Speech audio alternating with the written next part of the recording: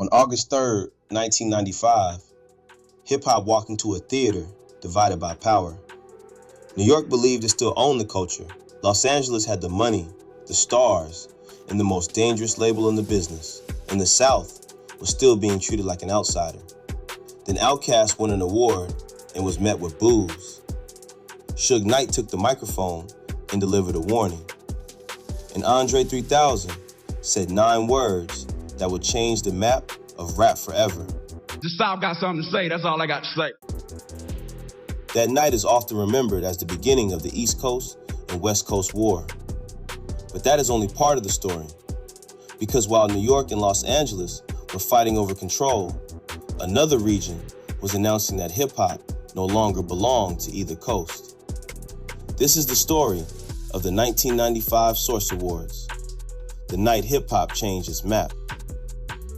To understand the tension, you have to understand the room.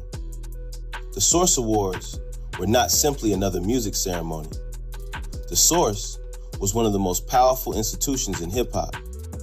Its magazine helped decide which albums mattered, which artists deserved respect, which movements were authentic, and which ones could be ignored.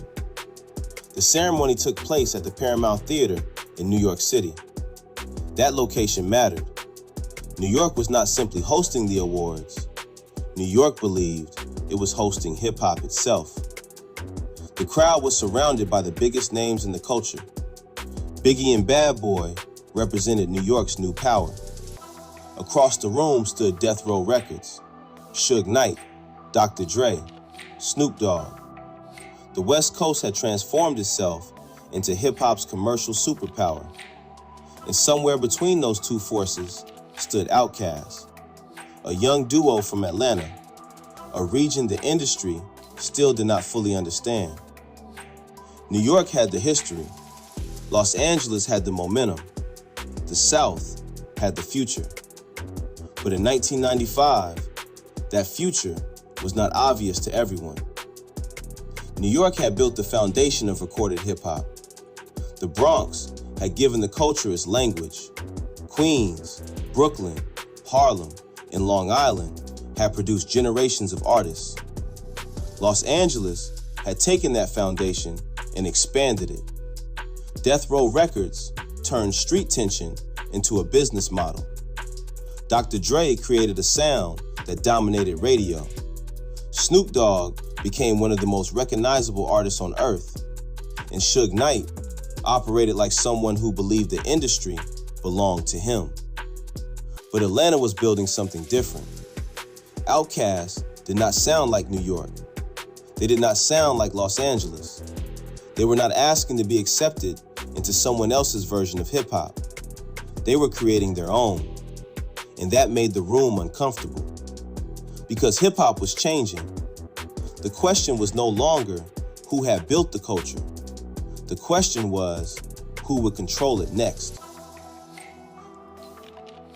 Outkast won New Artist of the Year as a group. On paper, it should have been a celebration. 2 young artists had arrived from Atlanta with an original sound, a clear identity, and an album that refused to apologize for where it came from. But when Andre 3000 and Big Boy walked toward the stage, parts of the New York audience booed. But it's like this though, I'm tired of folks, you know what I'm saying? Imagine that moment. You have traveled across the country. You have released your first album. You have just won one of the biggest awards in hip-hop.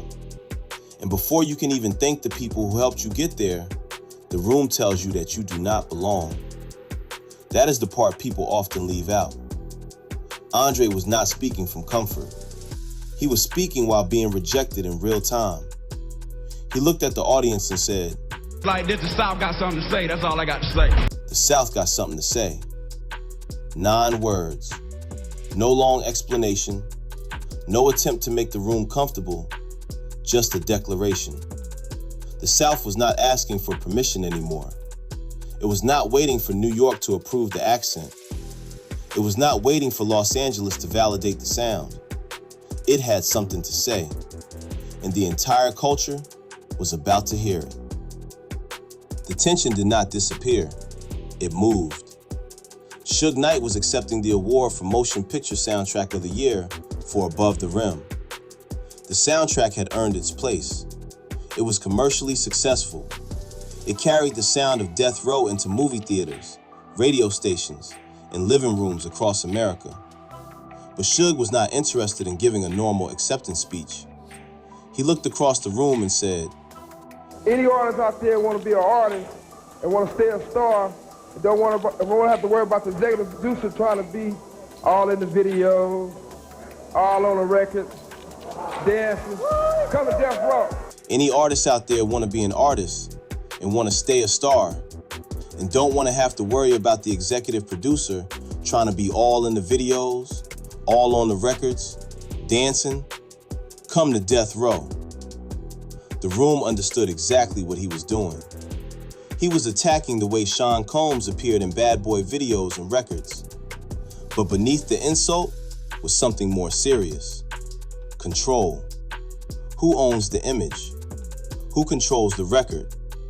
Who receives the credit when an artist becomes successful? And who is standing beside the artist when the money arrives? Suge turned those questions into a public challenge. Not a private disagreement, not a contract dispute. A warning delivered in front of the entire culture. John Singleton tried to calm the room. He called for an end to the East Coast, West Coast, South, and Midwest divisions. But the divisions were already visible. When Dr. Dre was announced as Producer of the Year, he came to the stage with Snoop Dogg. The audience did not respond with simple celebration. Snoop felt the hostility, and he answered it. What? Wait. The East Coast don't love Dr. Dre and Snoop Dogg? The East Coast ain't got no love for Dr. Dre and Snoop Dogg? The East Coast ain't got no love for Dr. Dre and Snoop Dogg and Death Row. That question carried more weight than the words themselves, because Death Row did not believe it was being treated like a rival. It believed it was being treated like an intruder. If you want the stories behind hip-hop's most important moments, subscribe to Rap Vault, because the archive remembers what the industry would rather simplify. And this is where the story breaks open. The obvious story is East Coast versus West Coast. That story is real, but it is incomplete. The deeper conflict was about who had the authority to define hip-hop. New York represented origin. Los Angeles represented expansion.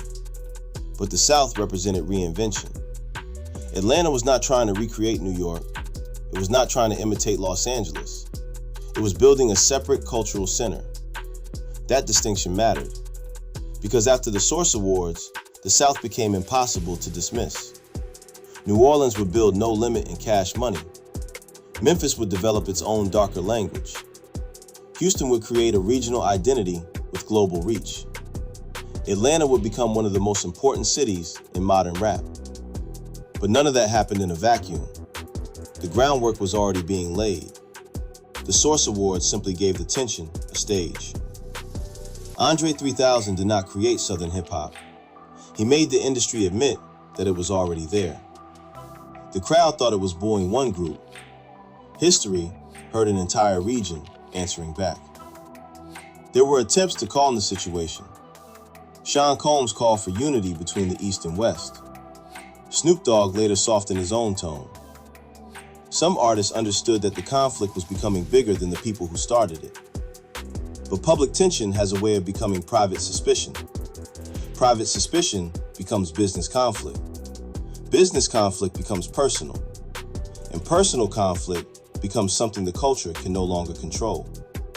The Source Awards did not single-handedly create every event that followed. It did not directly cause the deaths of Tupac Shakur or the Notorious B.I.G. That would be too simple. But the ceremony made the divisions visible. It turned separate rivalries into one public narrative. East against West. Old power against new power. New York against Los Angeles.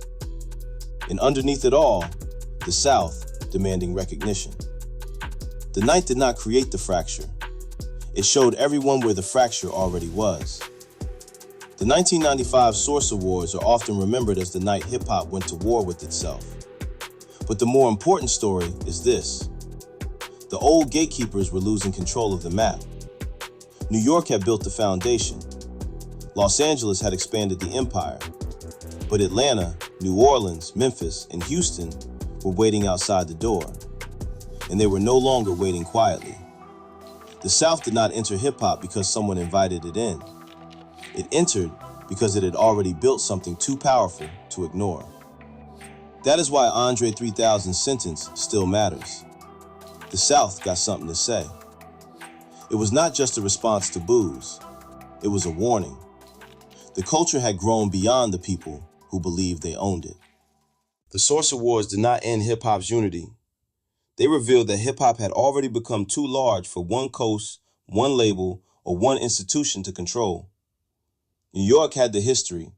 Los Angeles had the power. But the South had the next movement. This is Rap Vault. We remember.